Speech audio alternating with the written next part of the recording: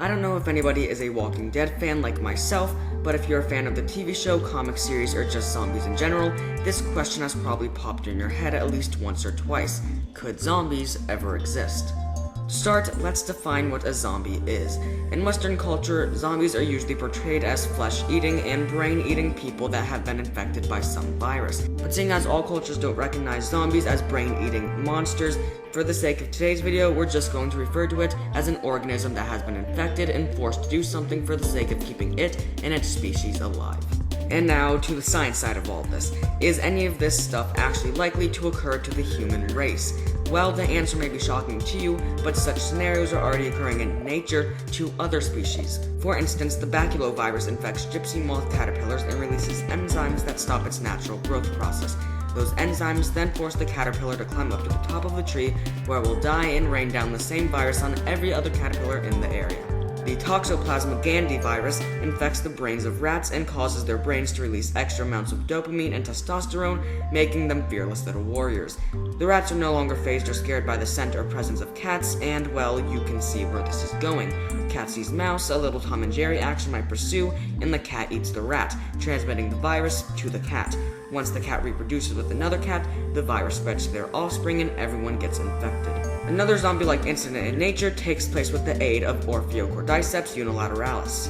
This fungus infects the brain of ants, carpenter ants to be specific, and causes them to travel to leaves above the ground, die, and then wait for it, sprout out a spore stalk out of its head, which is utterly terrifying. Now, I don't know about you, but some of these things are getting a little creepy, so I'm going to wrap it up with one more real-life zombie scenario. Spinochordotus tellini is a hairworm that likes to live inside of crickets and grasshoppers. It releases toxins that make the bug go suicidal, and the grasshoppers drown themselves to death. After the grasshopper is dead, the worm wiggles its way out of the bug so that it can reproduce in its new environment. So there you have it. Small zombie apocalypses are happening every day, and you didn't even know it. But to the bigger question, could a zombie apocalypse ever happen to us humans? The answer, even though it's pretty unlikely, is yes, for parasites could easily infect us. But the answer to the question when is an answer that is only going to be revealed with time.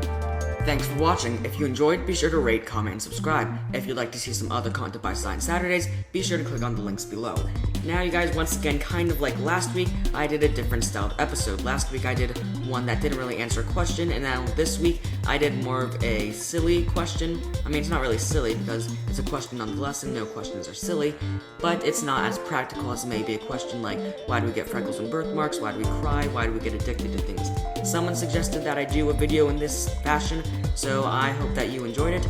If you did, I'd like to hear that in the comments below. If you didn't, I'd like to hear that as well, because all kinds of feedback are greatly accepted and appreciated.